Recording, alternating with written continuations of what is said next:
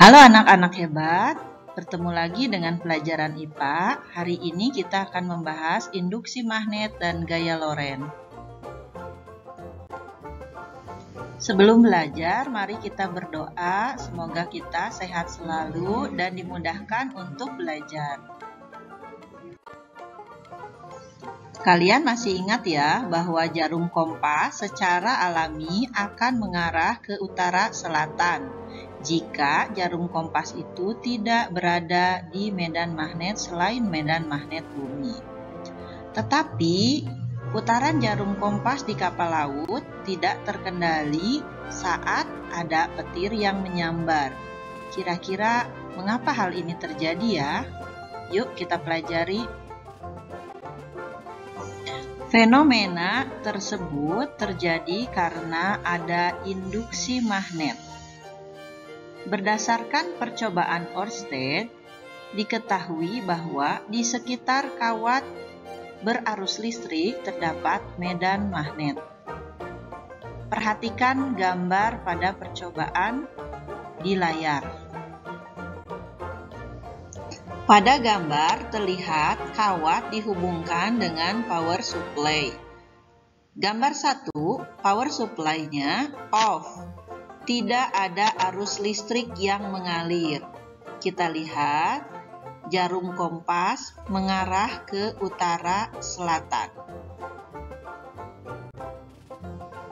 Sedangkan pada gambar 2, power supply-nya on, sehingga arus listrik mengalir pada kawat yang didekatkan terhadap kompas. Kita lihat jarum kompasnya tidak mengarah ke utara selatan. Artinya, di sana terdapat induksi magnet. Sekarang sudah terbukti bahwa kawat yang berarus listrik akan menghasilkan medan magnet. Lalu bagaimana arah medan magnet yang ada di sekitar kawat berarus listrik tersebut? Perhatikan gambar. Pada gambar terlihat digunakan tangan kanan.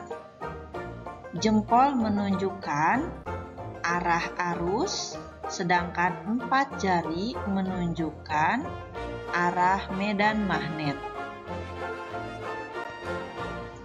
Ingat ya, tangannya menggenggam sehingga arah medan magnet melingkar sesuai dengan arah genggaman dari 4 jari seperti di gambar. Lalu bagaimana jika kawatnya melengkung atau melingkar? Perhatikan gambar di kanan. Sama digunakan juga kaidah tangan kanan sehingga arah medan magnet melingkar sesuai dengan genggaman tangan kanan. Jika kawat berupa lilitan yang banyak atau kumparan seperti pada gambar, maka arah medan magnetnya seakan-akan membentuk utara dan selatan seperti magnet. Selanjutnya kita akan membahas gaya Lorentz. Gaya Lorentz adalah gaya yang muncul jika kawat berarus listrik berada dalam medan magnet. Perhatikanlah gambar rangkaian percobaan ayunan Lorentz pada layar. Kalian bisa mencoba di rumah masing-masing. Ada kabel, batang penyangga, aluminium foil, magnet, dan baterai. Ternyata kalian nanti bisa coba aluminium foil ini akan bergerak berayun padahal tidak ada yang menggerakkannya.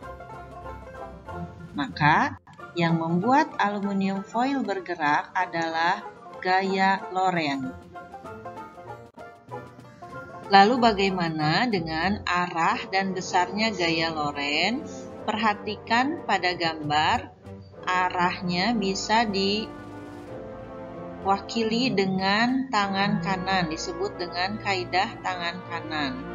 Jempol mewakili arus listrik, telunjuk mewakili medan magnet, dan jari tengah mewakili gaya Lorentz. Itu adalah arah gaya Lorentz.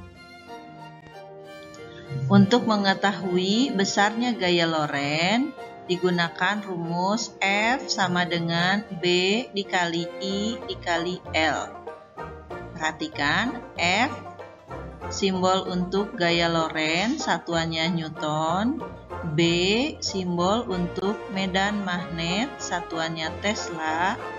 I itu adalah kuat arus listrik, satuannya ampere. Dan L adalah panjang kawat berarus, satuannya meter. Lalu, aplikasi gaya Lorentz di kehidupan sehari-hari itu dimanfaatkan pada galvanometer, yaitu alat untuk mengetahui ada tidaknya arus listrik, kemudian motor listrik, kemudian relay. Relay itu adalah saklar listrik ya. Dan kemudian kereta maglev atau kereta magnet elektrik seperti pada gambar. Ya, perhatikan contoh soal gaya Lorentz nomor 1 ya. Sebuah kawat tembaga sepanjang 10 meter dialiri arus listrik sebesar 5 miliampere. Jika kawat tembaga tersebut tegak lurus berada di dalam medan magnet 8 Tesla, berapakah gaya Lorentz yang timbul?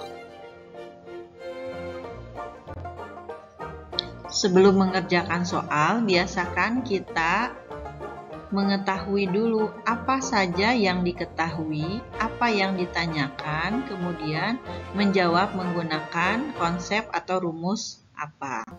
Kita lihat di soal, diketahui tulis L sama dengan 10 meter. I sama dengan 5 miliampere. Nah, 5 miliampere ini kita ubah dulu satuannya menjadi ampere. Jadi 0,005 ampere. Kemudian B sama dengan 8 Tesla. Yang ditanyakannya F. Jawab F sama dengan B kali I kali L. Langsung kalikan saja 8 Tesla dikali 0,05 ampere dikali 10 meter sama dengan 0,4 Newton. Jadi gaya Lorentz yang timbul adalah 0,4 Newton. Setelah menyimak video pembahasan tadi, kita jawab pertanyaan berikut ini. Nomor 1, mengapa perputaran jarum kompas di kapal laut tidak teratur saat terkena petir? Nomor 2, jelaskan kesimpulan dari percobaan Ørsted. 3, tuliskan 3 jenis alat yang menerapkan gaya Lorentz.